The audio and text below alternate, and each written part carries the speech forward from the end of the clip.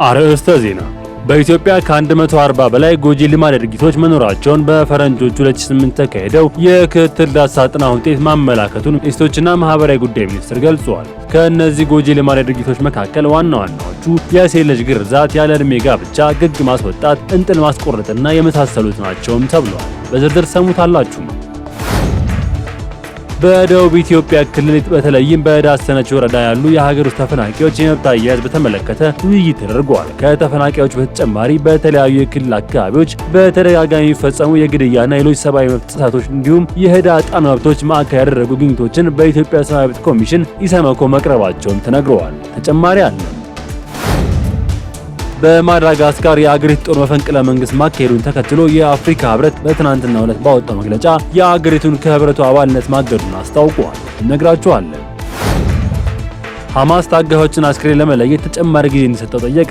ሐማስ ተጨማሪ 2 ታጋቾችን አስክሬን ማስረከቡን ገልጾ ነገር ግን ሌሎች አስክሬኖችን ከጋዛ ፍርስራሾች ውስጥ ለማውጣት ተጨማሪ ጊዜና የዘመኑ መሳሪያዎች ያስፈልጉኛል ማለቱ ሰምቷል። ሰሙታላችሁ። ውድ የሀገሬ ቲቪ ተመልካቾቻችን ለሰዓቱ ያዝንላችሁ ዜናዎች ጀምረዋል። ከዜናዎቹ ጋር ሚኪያስ ኃይሌ ነኝ።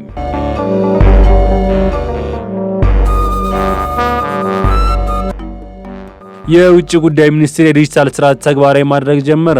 የውጭ ጉዳይ ሚኒስቴር ተቋማዊ አሰራርን በማዘመን አገልግሎትን በዲጂታል ስርዓት መስጠት የሚያስችል ሶፍትዌር ተግባራዊ ማድረግ ጀመረ። ሚኒስቴሩ ከኢትዮጵያ አርቲፊሻል ኢንተለጀንስ ኢንስቲትዩት ጋር በመተባበር ያበለጸገውን ዲጂታል የሰነድና ማህደር አስተዳደር ወረቀትን አልባ የአሰራር ስርዓትን በዛሬው ዕለት ይፋ አድርጓል። የሰነድና ማህደር አስተዳደር ስርዓቱን በሚኒስቴሩ ከመዝገባ አያያዝን እስከ ሚስዮኖች የመረጃ ልውውጥ ድረስ የነበረው የወረቀት አሰራር በማስቀረት በዲጂታል መንገድ የአገልግሎትን ስርዓት መፍጠር ያስችላል ሲሉ ያብራሩት የውጭ ጉዳይ ሚኒስትር ጌዲዮን ጢሞቴዎስ ተናግረዋል። የውጭ ጉዳይ ሚኒስቴር ማስታወሻዎች፣ ጥናቶችና ታሪካዊ ፋይዳ ያላቸው ትልቅ ሰነዶችን የመነጩበት ተቋም መሆኑን የገለጹት ሚኒስቴሩ የሶፍትዌር ስርዓቱን የተቋሙን ተሞክሮችና ታሪኮች በዘመናዊ መንገድ ለመሰነድ የጎላ አበርክቶ እንዳለው አንስተዋል። ሚኒስቴሩ በዲጂታል ሰነድ አስተዳደር፣ በውስጥና በውጭ ግንኙነት፣ በደብዳቤ ልውውጥ እንዲሁም በተቀላጠፈ አገልግሎት አሰጣጥ ላይ የጋራ አቋም ለመፍጠር ያለመ የወረቀት አልባ ስማርት አሰራርን በዲጂታል ሰነድ ልውውጥ አያያዝ ስርዓት ላይ ያተኮረ ስልጠና እየሰጠ ይገኛል ሲል ኢዜአ ዘግቧል።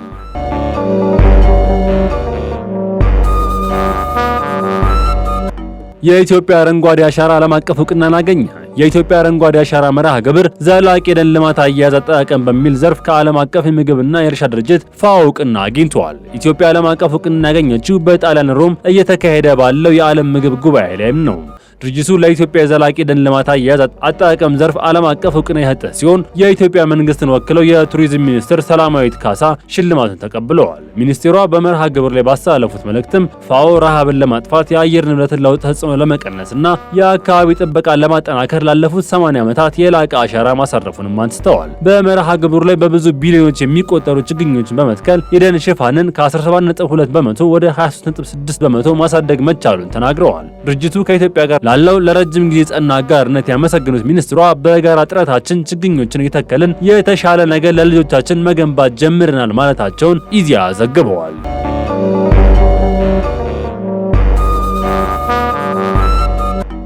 የሰብአዊ መብቶችን ከመጣሳቸው በፊት መከላከል ወሳኝ እንደሆነ ተነገረ። በደቡብ ኢትዮጵያ ክልል በተለይም በዳሰነች ወረዳ ያሉ የሀገር ውስጥ ተፈናቃዮች የመብት አያያዝ በተመለከተ ውይይት ተደርጓል። ከተፈናቃዮች በተጨማሪ በተለያዩ የደቡብ ኢትዮጵያ ክልል አካባቢዎች በተደጋጋሚ የሚፈጸሙ የግድያና ሌሎች የሰብአዊ መብት ጥሰቶች እንዲሁም የህዳጣን መብቶችን ማዕከል ያደረጉ ግኝቶች ላይ ያተኮሩ ውይይት በኢትዮጵያ ሰብአዊ መብት ኮሚሽን ኢሰመኮና በክልሉ ከፍተኛ አመራሮች መካከል እንደተካሄደ ተገልጿል።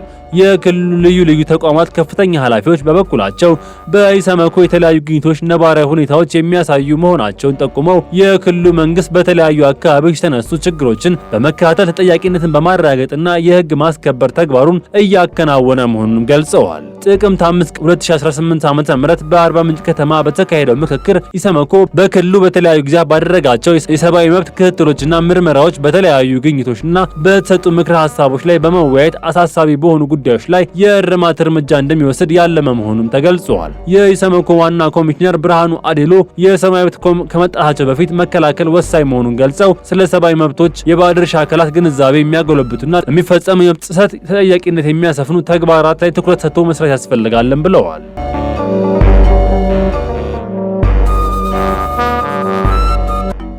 በኢትዮጵያ ከ140 በላይ ጎጂ ልማድ ድርጊቶች መኖራቸው ተገለጸ። ጎጂ ልማድ ድርጊቶች በመከላከል መቆጣጠር ሂደት የህብረተሰብ ሚና የጎላ መሆኑ ተጠናክሮ እንዲቀጥል የሴቶችና ማህበራዊ ጉዳይ ሚኒስቴር ጠየቀ። በኢትዮጵያ ከ140 በላይ ጎጂ ልማድ ድርጊቶች መኖራቸውን በፈረንጆቹ 2008 የተካሄደው የክትትል ዳሰሳ ጥናት ውጤት ማመላከቱን ሚኒስትሩ ገልጿል። ከእነዚህ ጎጂ ልማድ ድርጊቶች መካከል ዋና ዋናዎቹ የሴት ልጅ ግርዛት፣ ያለ ዕድሜ ጋብቻ፣ ግግ ማስወጣት፣ እንጥል ማስቆረጥና የመሳሰሉት መሆናቸውን ጠቁመዋል። ድርጊቶቹ በአብዛኛው በባህላዊ መንገድ የሚፈጸሙ መሆናቸውን በሚኒስቴር የሴቶች መብት ስርዓተ ስርጸት ከፍተኛ ባለሙያ አቶ ጌትነት አበበል ተናግረዋል። በሴቶች ላይ የሚፈጸሙ ጎጂ ድርጊቶችና የኃይል ጥቃቶች ለመቀነስ ብሎም ለማስወገድ መንግስት በስራ ላይ ባዋላቸው ስትራቴጂዎች አበረታች ለውጥ መመዝገቡንም አረጋግጠዋል። በፈረንጆች 2016 በተካሄደው የስነ ህዝብና የጤና ዳሰሳ ጥናት መሰረት የሴት ልጅ ግርዛት በ2000 ዓ.ም ከነበረበት 79.9 በመቶ በ2016 ደግሞ 65 በመቶ ዝቅ ማድረግ ተችሏልም ብለዋል። ከዚህ በተጨማሪም በተሰሩ ጠንካራ ስራዎች ጠፉ ጎጂ ልማድ ድርጊቶች መኖራቸውን ኢዜአ ዘግበዋል።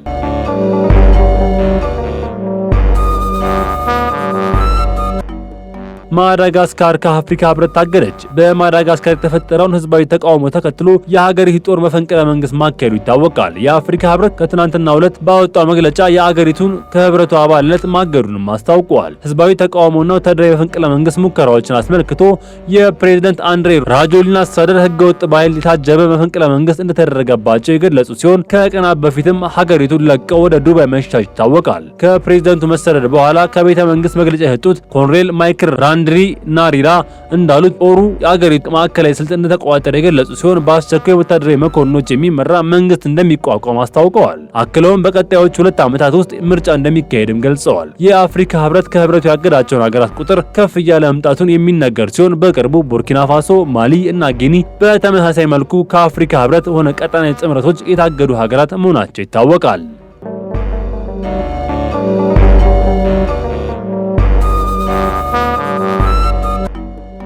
ሐማስ ታጋቾችን አስክሬን ለመለየት ተጨማሪ ጊዜ እንዲሰጠው ጠየቀ።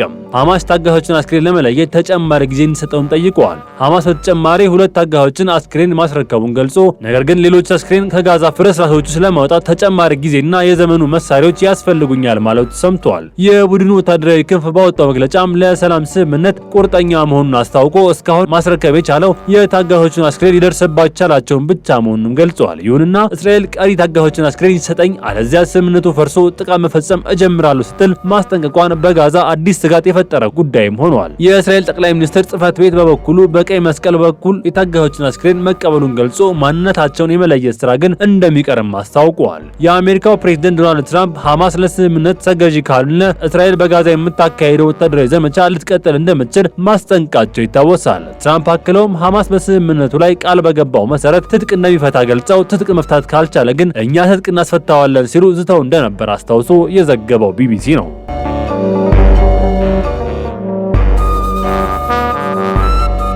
ዩክሬን ከኔቶ 20 ቢሊዮን ዶላር ወታደራዊ እርዳታ እንደሚያስፈልጋት ገለጸች። በዩክሬን በሚቀጥለው ዓመት ብቻ ከኔቶ ሀገሮች እስከ 20 ቢሊዮን ዶላር ወታደራዊ እርዳታ እንደሚያስፈልጋት የዩክሬን መከላከያ ሚኒስትር ዴኒስ ሺሚሃል ተናግረዋል። እርዳታው ዩክሬን በ2026 10 ሚሊዮን ሰው አልባ አውሮፕላኖችን እንድትገነባ ያግዛል ሲል ሮይተርስ የዜና ወኪል ዘግበዋል። ሺሚሃል የዩክሬን የሀገር ውስጥ ድሮንና የሚሳኤል ምርት ከ4 ቢሊዮን ዶላር በላይ የገንዘብ ድጋፍ እንደሚያስፈልግም ተናግረዋል። በመጀመሪያው 4 ቢሊዮን ዶላር ያወጣል የተባለው ታሰቡ ድሮኖች ለመስራት እንጥራለን ያሉት ሚኒስትሩ ከሀጋርና ድጋፍ ይሰጡናል ብለን ከምናስባቸው ሀገራት የሚያስፈልገን የፋይናንስ አቅርቦት ካገኘን በ2026 10 ሚሊዮን ድሮን እንሰራለንም ብለዋል። እነዚህ ይሰራሉ ተብለው የታቀዱት ድሮንና ሚሳኤሎች ዩክሬን ከሩሲያ የሚቃጣባትን ጥቃቶች ለመመከት የሚያስችላት ይሆናልም ሲሉ አክለዋል። ሌላው የዩክሬን የሚያስፈልጋት መድፎች፣ የመድፍ ተኳሽ እና የአየር መከላከያ ሲስተም ነውም ብለዋል። ከተለያዩ ሀገራት የቀረበልን በረጅም ጊዜ ለመግዛት የሚያስችሉ ስምምነቶች እንቀበላለን ሲሉም ተደምጠዋል።